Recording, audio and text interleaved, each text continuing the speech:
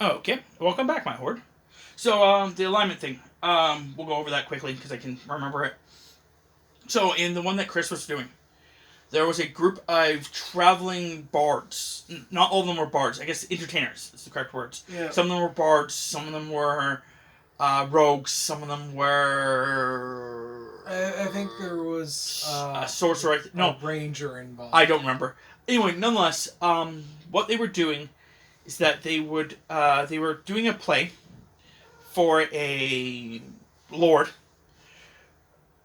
and during the play, the one person would cast a spell that would cause the lord's wife to stab her husband in the heart.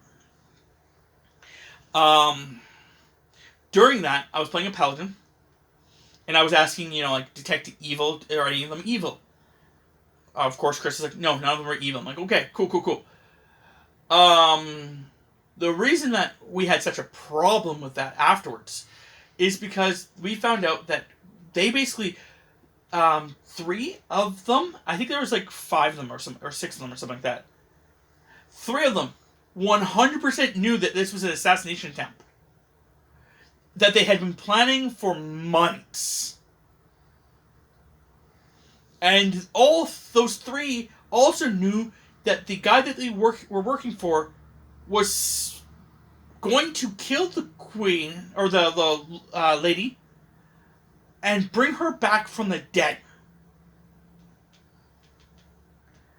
So and they didn't even have any real reason to want this guy dead. It was just a job. Yeah. But the problem was the fact that, I had, the entire argument, I'm, trying to figure out, how are they not evil? They were, literally it's planning an assassination. It's premeditated murder. They've been working on it for months. And by that, the reason I know that they were working on it for months is because the group actually had been a well-known group. Yeah, the actress or whatever she didn't know that was going to happen. Yes, and that's fine. That's why I said about half of them knew. Yeah. The reason I figure it was half of them is because when what was supposed to happen is, which never happened because we saw what was happening a mile away. Yeah, we knew something. You were just fucking paranoid. You didn't know nothing. No, we saw what was going on. You and we guys were, going, just paranoid for no reason. You guys just talked right the fuck over each other. You guys were just paranoid for no reason. Yes, they did nothing wrong. That's why the guy tried to assassinate the freaking Lord. But anyway. And that's why we were right to be paranoid. Not really paranoid if they're out to get them. Yeah. Anyway, what basically happened was, what was supposed to happen was after the 3 people did this, the 3 of them were supposed to flee, leaving the other 3 to stop anyone from capturing them. They were supposed to either convince the lady to kill herself, kill her, or kidnap her. And if she had killed herself, or if they had killed her, they were going to take her body to the sky, who would bring her back to life. I think he would have preferred her alive, but dead was okay as well. Yes, but he was going to he was going to do things to her if she was still alive. He was going to basically. He'd been working with a demon. The impression for months. The impression I got of him was a complete obsessive. If I can't have her, nobody else can. No, pretty much. It wasn't even just that. It was even one step further. If I can't have her, I'll kill her and then have her. Because he was going to bring her back from the dead and force her to be his bride. I missed the entire part of him trying to bring her back from the dead. Yeah. Oh no, it didn't happen. It was just something we discussed afterwards. Oh. Yeah, no, literally what was going to happen is either 2 things was going to happen. It was depending on what we were going to do and what the GM rolled, because the story could go either way. But the story either goes where when she flees, after when the guards grab her, if her husband doesn't make it,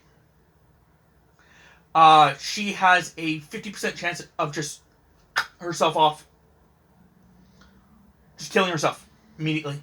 And if she kills herself, then the guys would actually have taken her body and brought her to the guy. Yeah, and if she had not killed herself, they were going to try to play it off and kidnap her. Yeah, and we kind of short-circuited the entire thing because it's Bastards. the Lord was supposed to die, and, well, we didn't. Well, no, let it was that okay happen. that he didn't die. There was... it is even in the story, it was okay that he lived. It was just the concept that we didn't let her go unwatched, and we didn't let them go unwatched. Yeah, we figured something was up and something was hunky. So we were investigating. And but like I said, the three of them are then supposed to go back. And when the three of them go back, we're supposed to walk in on one of them basically trying to convince him to come away from the dark side. After he has already killed one of the other members.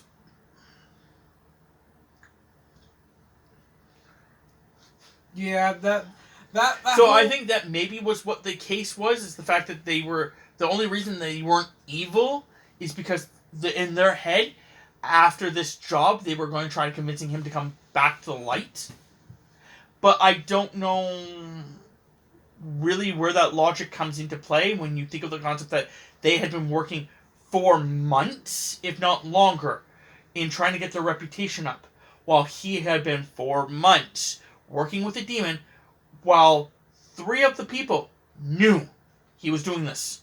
Because they actually, the girl in the group, the one girl, she actually gets killed right in front of us. In the original right up. Because we walk in, and he snaps her neck. Because the fact that she's actually trying to because she's in love with him. Yeah, wasn't that the one that actually had no clue what was going on? No. It was another one. Oh.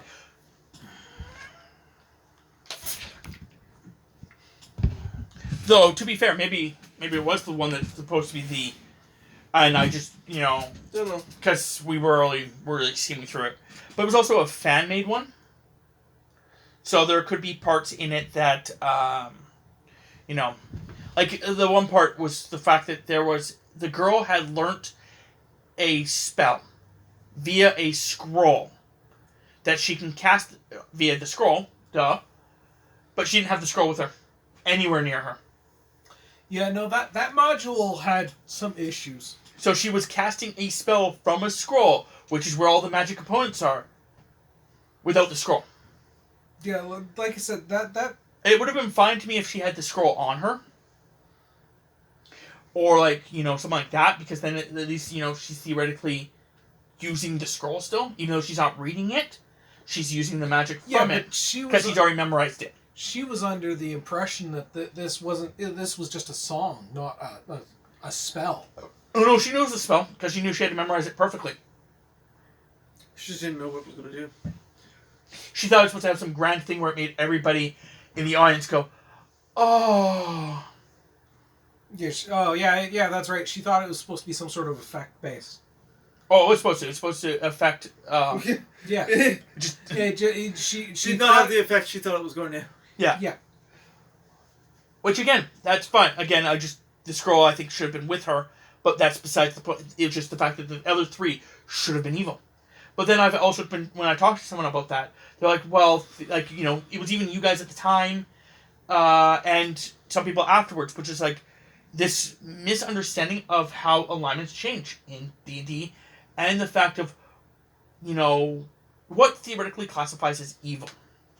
Like, for example, I had this discussion with someone, and they, are on one side of the fence where I'm on the opposite, which is, if Chris wanted to murder you, just keeping it simple here, and he's got this all planned out, he's got a knife, he's going to come up to your house, he's going to knock on your door, as soon as you open it, he's just going to start stabbing you in the chest. Okay? He knocks on your door, and you're not there. Is he any less evil for not stabbing you? Hey, it's just like real world law. Attempted murder has a lighter charge than murder. So basically, what you're doing is you're rewarding them for failing. I haven't attempted anything yet. Actually, theoretically, that's the concept, though. Is that not an attempt? The concept is that No, your attempt is that you showed up that day. The problem is that he is not there. I think with attempted murder is... I know, but okay, here's another example. You're going to stab him. You're walking up to him. You have the knife behind your back. You're smiling. He's unaware. He gets hit by a car. He's still dead. You were still going to kill him.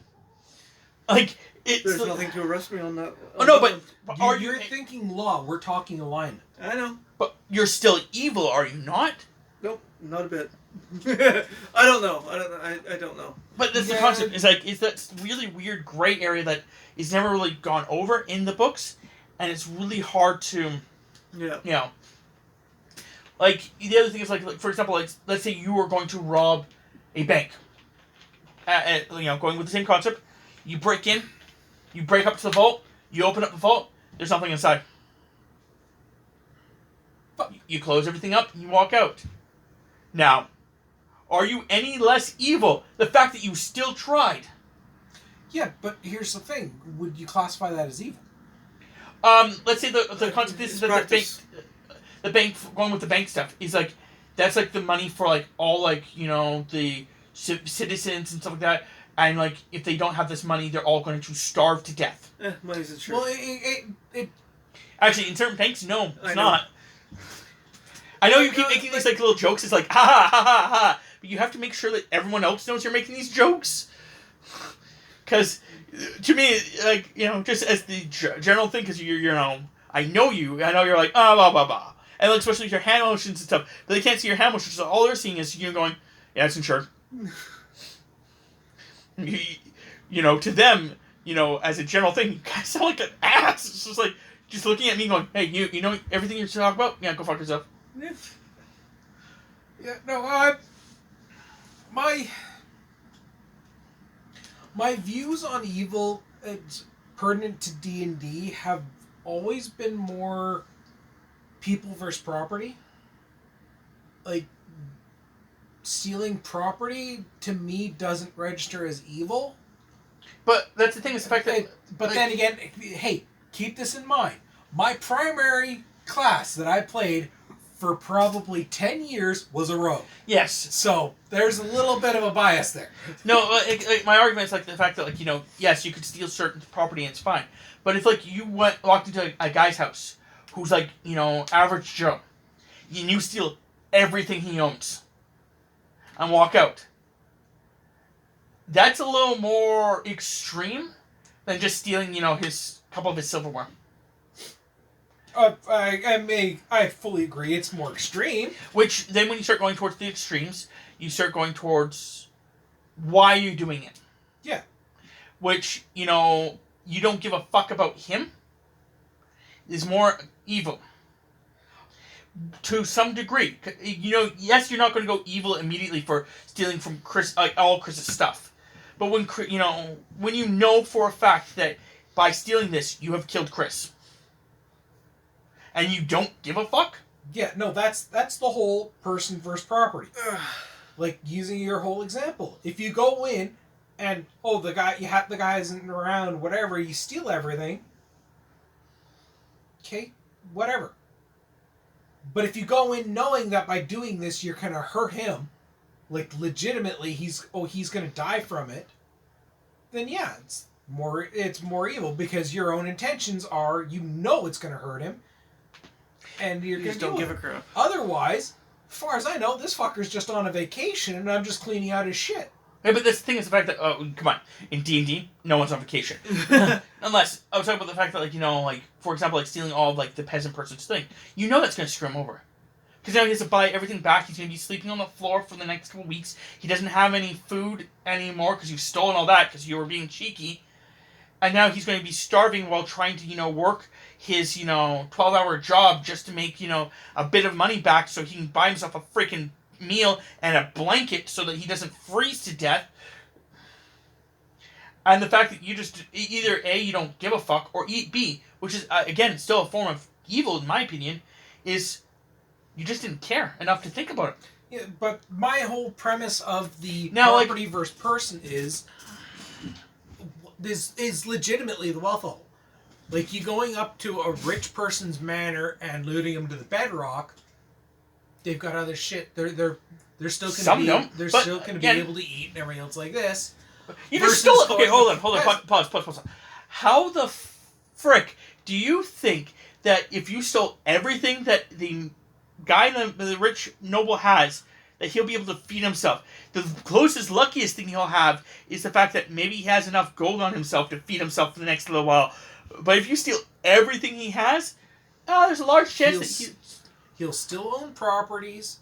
He'll still own. Theoretically, he doesn't. You have all the deeds.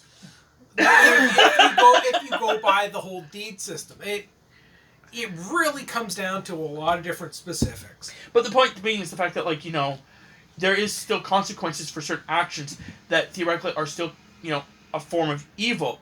That I'm going with again if your character, for example, these guys, the guys that we were talking about earlier, they never killed that lord. That was one of the arguments someone had. Why I'm bringing this up. They never killed that lord. I'm like, yeah, they never killed that lord because we saved him.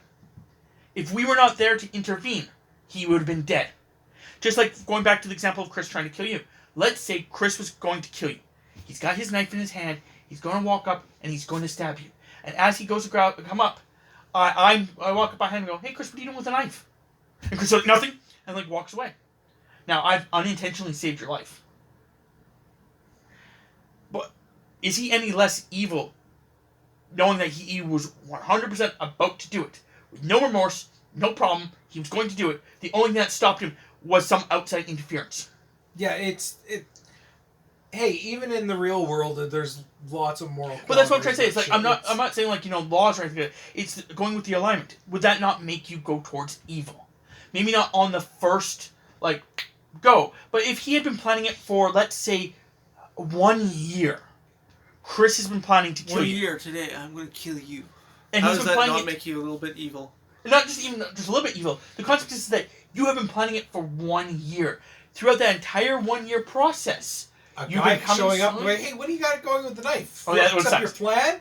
I don't really classify you as evil, more idiotic. How so? Let's say, for example, you're supposed to, he's got this whole thing where you're going to eat some food, you're going to get sick. He wants it to look like an accident, and he's going to make you suffer. So he's, poisoning your food so that you'll actually, go to the bathroom and you'll, throw up, and because you'll, drink water, the water will interact with the thing and, eat at your stomach, and you'll slowly die. Yeah, it's going with this concept. And as you're going to buy the food, eat the food, someone knocks on your door. And you realize you have to leave. Just outside problems. Now, does that make him any less evil? Especially because he's been planning this for 1 year and he wants you to suffer. No. But the concept is that then the people would argue, which is I'm on the side that you are evil. If you had been playing it for that freaking long, for some kind of petty revenge or just amusement or whatever, you are evil. But then you have the next concept of people are like, oh, because he never did it, he's not evil. He did it. He just failed. That's the difference.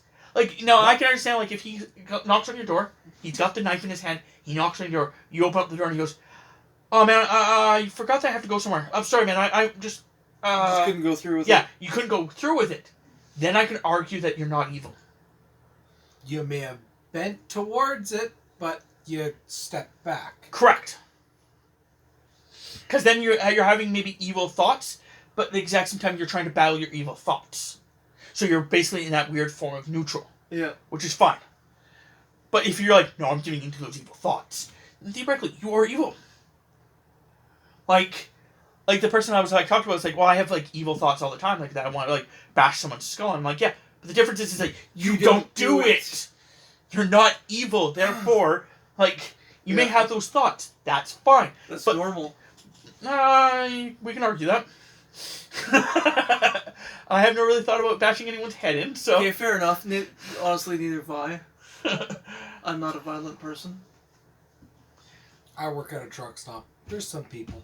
Nope, I could care less, and I don't want to waste I my... wish people would fuck off and leave me the fuck alone and shit like that. But I think that's normal. Oh no, I get some truly arrogant and ignorant people. See, me personally, I just go with the concept that I'm not going to waste my time and effort giving a fuck about you. Yeah. The only time, But I'm effort, also, the only to time be and fair- effort I'm pissed off them about is when they're wasting my time. To be fair, I actually do think if we went with alignments, I am neutral good.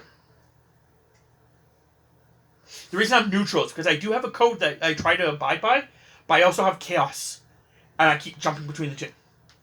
So I think I'm still neutral, but I am definitely good. Yeah, no, I'm on the good side of things. The average I think I'm person, like the average person, is chaotic good. No, I would definitely. I abide I know- by most of the laws. No, not most laws. It would be your own code. That's the difference. Lawful means that you actually abide by a code. Not the law. A code. Now, for cops, that code is the law. Yeah. But for a civilian, that code could be anything. For example, like, my code, because I do have a mild code, is do whatever you want that makes you happy, as long as it doesn't hurt anyone else. Yeah. And that is a code that I live by. I do not judge people by anything else but their actions, and as long as they're not doing anything that hurts anyone else, they can do whatever they want. Like, if you want to, dress up like a small child and get spanked by your wife, do it, man. That's what No one gets hurt makes from you that. happy. If you want to dress up as a big furry wolf and bark while getting, pets, by all means, man, if that makes you happy, do it. If you want to then, start sniffing children's butts, I'm sorry, that's wrong. But that's where the lines are. Like, that's where my code comes in. The reason I say that I'm still in a neutral zone, though, is because I have that... I don't do it a lot with spontaneousness, though. It's just occasionally I have that little bit of, I guess it's a emotional rage or whatever. But I am theoretically more lawful good. Like, if you actually were to, put it in degrees, if we were to actually put it into, you being lawful, lawful neutral-ish, neutral chaotic, I would be neutral lawful. And then, of course, you would go good neutral evil, and evil.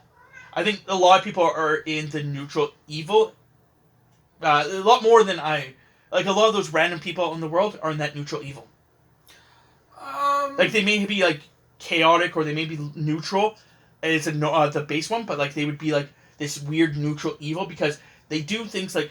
For example, I know that I don't want to get political, and whatever your political beliefs are your own. Again. But Donald Trump, I think, is neutral evil. He's not evil, but some of the stuff he says is not good. And it's not really neutral either. It is still on that really darkish area, but it's not quite, evil. It's not like KKK or Hitler evil, if we're using those as the definitive evil.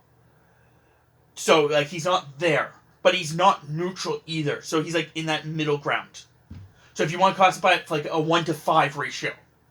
5 being completely evil, 1 being completely good. He's about a 4. Yeah, I could agree with that, but then again, I don't like Trump, so... Okay, well, it's your choice, and it's fine. I'm just saying, there is a lot of people, I think, that are in that same area, where they say things that are, in a grand aspect of things, evil. But they're not to the degree that the KKK is. Yeah, it's... And also, just for the record, if you are on either one of those two things where you're oh, Hitler was a great guy, or KKK is just a great group, I must inform you that they break my laws. They definitely hurt people that they so They had zero reason to go after... Well, okay, we're not gonna go into the weird thing is the fact that, as far as I understand about history, and I could be completely wrong, as far as I understand about history, what Hitler started doing was a little weird, but okay. it's then he started going extreme, and it was just not good. Like, the fact is, like, he's doing kind of what, like, England's doing with Brexit. He wanted all the Jewish people out of his country because they were taking up jobs. Which is what Brexit's doing. Literally, they're kicking out any European person because they want their jobs. Unless I'm understanding either one of those slightly wrong, that is what I understood from both of those. It's then him starting to slaughter them and put them in camps and torture them. That's where the line was, like, freaking definitely crossed. Like, he was skirting the line to begin with. And then just with the murdering and the, just, like... And then, like, everything fucking else that he did. Like, some of the shit... Like, I found out at one point that there was a group out there that was literally insane people and prisoners of, like, high security that at one point got an entire platoon in the Nazi army. And that they would actually do, like, awful fucking things. Like, they would starve dogs and then send them on out into the town to go kill a bunch of, like, random people. And then they would laugh and enjoy it. And, like, to the point where the actual, like, normal, like, this is where, you know you are fucking the worst. When the rest of the Nazi army goes, that's too far. Like, seriously, the rest of the Nazi army was like, can we get rid of those guys? That's too far. When your own soldiers are looking around and going, we need to take care Your of own this. soldiers who have done war crimes are already going, nope, that's too far. Yeah, we need to stop that. Like, fuck. But anyway, yeah, it's just one of those things where it's like, you know, with the alignment system, I think it actually does need to be a 5-point and a 5-point system. Yeah, it needs to be, or at least it needs to be explained a lot more. So that way, And you know, you can be so like, people can actually get it. We can get it to a set. I'm a standard. lawful number 1 or I'm a lawful number 2. I'm a neutral, which is number 3.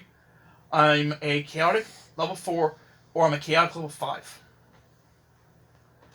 Which is the, you know, the levels. And, like, the concept is, like, chaotic level 4 is that, you know, I'm more neutral, but occasionally I'll just, like, come up with a witty thing to do and I'll just run with it. You know, stuff like that. Or there's the, again, the good, like, to be fair, my paladin that I ran with Chris was a number 1 lawful and a number 1 good. We're not even arguing that. There was a freaking hamster that was evil that the paladin was tearing around trying to kill. That never happened, but it would be funny. Then I think with my twin, he's a number 1 lawful and a number 4 evil. Sounds about right. Because he's not super evil, like, you know, he's not going to go around, like, you know, just killing anything for the, you know, the fun of it. No, he's not chaotic evil. And, like, you know, yeah, well, there's that too, but he's not going to just, like, kill something because, you know. Yeah, he needs a reason to kill it. It may only Even be if that gold. person just stole his pony. That is a do you know in certain countries that's a murderable offense? Yeah, same within the country you're in. Yep.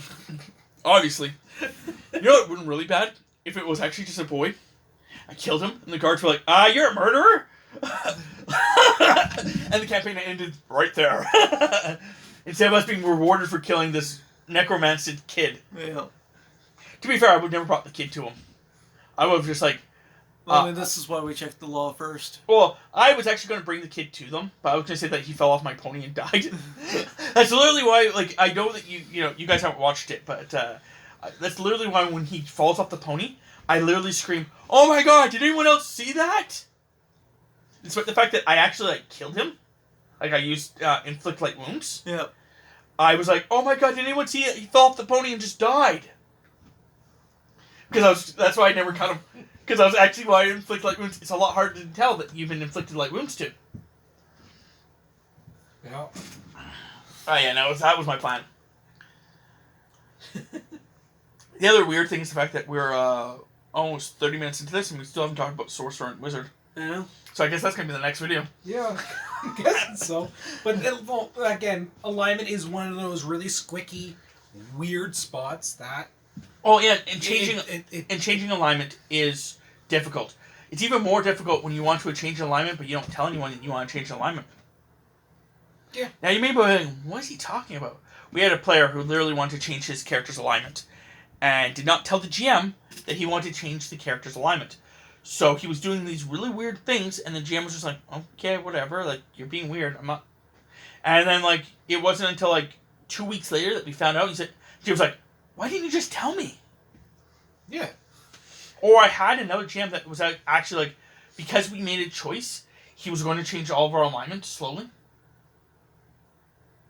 Literally, he was like, okay, you guys are all now 5% more chaotic.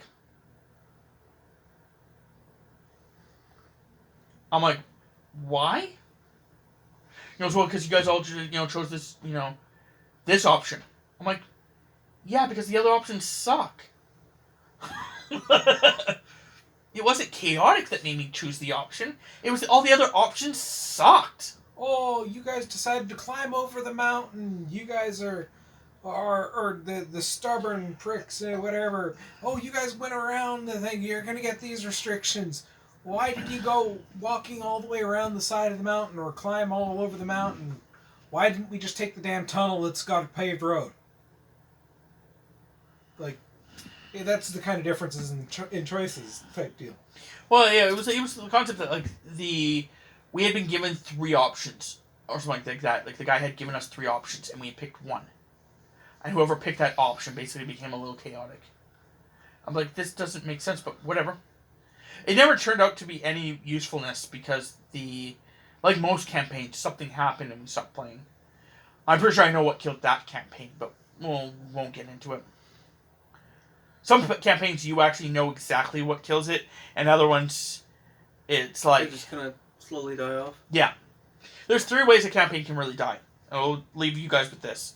The first one is that someone's schedule changes, and we can't really group up as the group of 5 anymore, so only 2, it's now a group of 4, and because the GM really wants it to be a group of 5, for storyline purposes, and all that stuff, and he doesn't really want to judge anything, change anything, because the character's so important, or whatever, the campaign just basically gets put on hold until the schedules get refixed. Spoiler, they never do. Or by the time they do get refixed, everybody's forgotten what the hell was going on, including the GM. They're now bored of the campaign. I've had that a bunch of times too, where we've taken them like a month hiatus, and when we came back, everyone's like, "Yeah, we're bored." It's like, "Yeah, of course you're bored. We haven't played in a month." But the next one is the fact that someone does something, and the campaign just dies because no one now is going to have fun. So, like, basically someone chooses something or does something, even sometimes it can be the GM, and literally the campaign just dies. And the other one is the fact that the campaign has been dying a slow death for, weeks now. And no one can figure out how to fix it. Or refuse to talk about it. I've had that before too. Where no one has told me that they've been bored and stuff like that for like months. And then we're already like halfway through a mission. They're like, yeah, I'm not having fun. I'm like, okay, well, what can we change? Like, I don't know, I'm going to have fun for like months. Why didn't you tell me months ago? I don't know. I thought everyone else was having fun. I guess what we really got to sum it up to is communicate with your players and players communicate with your GMs. No. Everyone just communicate with everyone. You have a problem, communicate. Be nice, talk, communicate. Communicate. Do you know what makes a great relationship? Communication. Do you know what's great to talk to your parents about? Everything. Communicate. Do you know what's great to talk to your friends? Yeah, communication. Yeah. Tell your friends how much you like them, or hate them, or how funny they look. You look funny. Okay. I know I'm funny looking. But maybe you should say it nicely. You don't want your friends to be hurt. Oh, you're so funny looking. You also don't want to make a joke about it, because now your friends just think that they're a joke. You know what? I'm going to leave you guys there. We'll talk about the sorcerer and the wizard, and then the other stuff in the next one. And I'll pretend like I'm not depressed, because I'm funny looking. I'm just kidding. I'm fine. I'm fine with it.